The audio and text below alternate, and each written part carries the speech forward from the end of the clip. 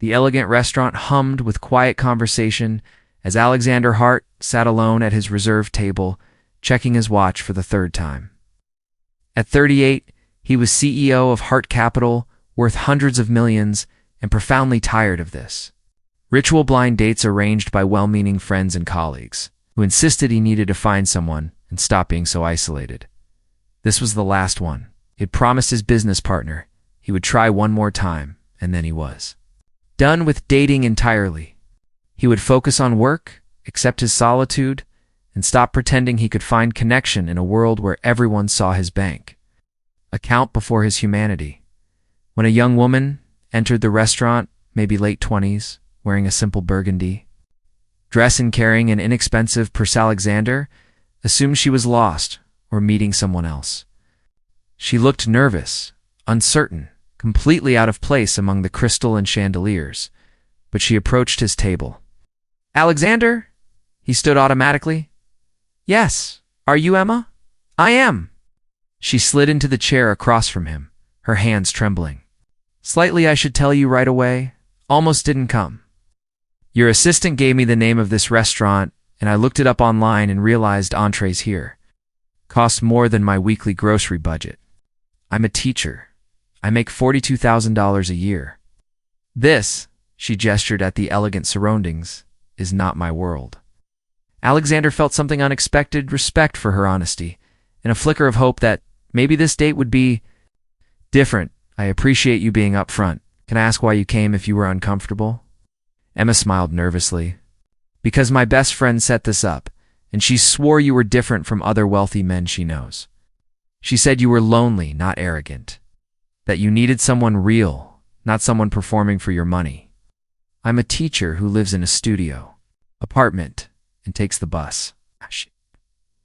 If you're looking for real, I'm definitely that." "I am looking for real," Alexander said quietly. "I'm exhausted by performance.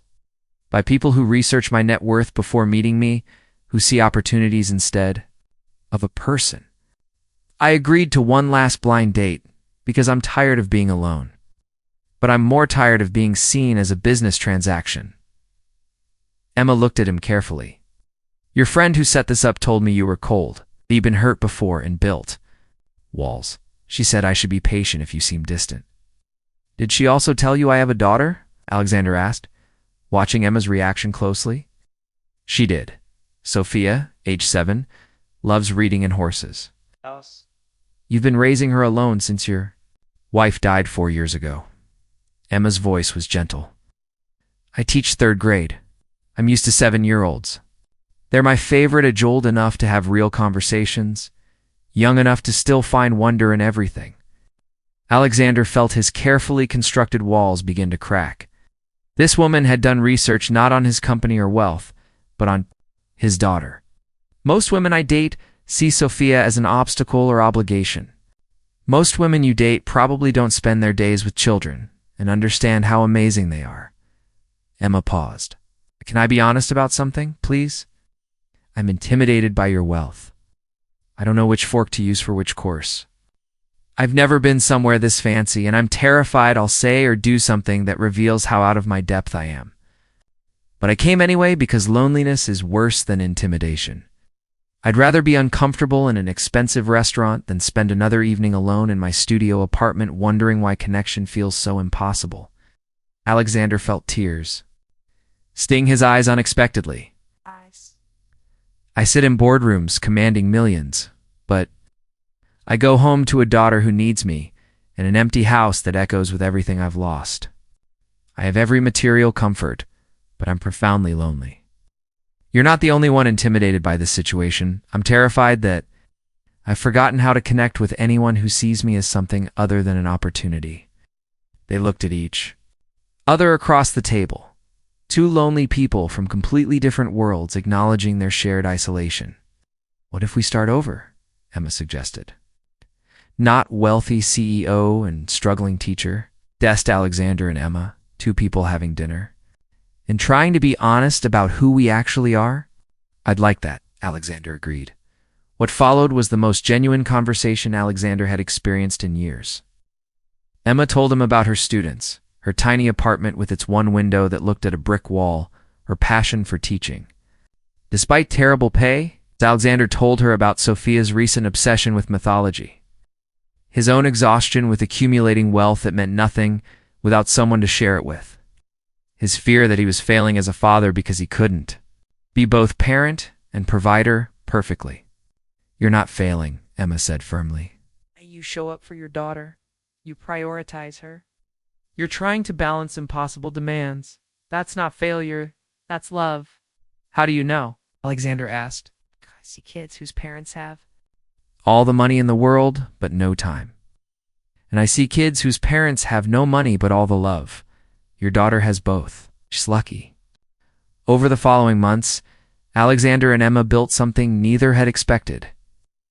Emma met Sophia and the two bonded immediately over shared love of books and stories. Alexander attended Emma's school events, donated resources to her underfunded classroom, and learned what real-world financial struggle looked like. "My colleagues are talking," Emma told Alexander 6 months after that first dinner. "The teacher dating the billionaire CEO. They think I'm using you for money. Are you?" Alexander asked calmly. "No, but I'd be lying if I said your resources. Don't make life easier.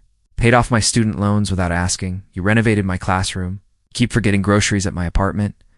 Emma looked at him seriously. "I don't want to be a charity case. I want to be your equal. You are my equal. Money doesn't determine. Worth character does.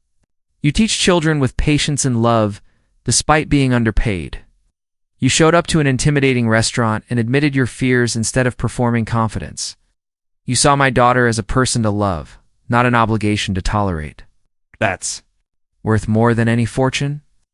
1 year after Alexander had agreed to one last blind date, he proposed not at an expensive restaurant, but in Emma's classroom, surrounded by her students' artwork and the books they loved.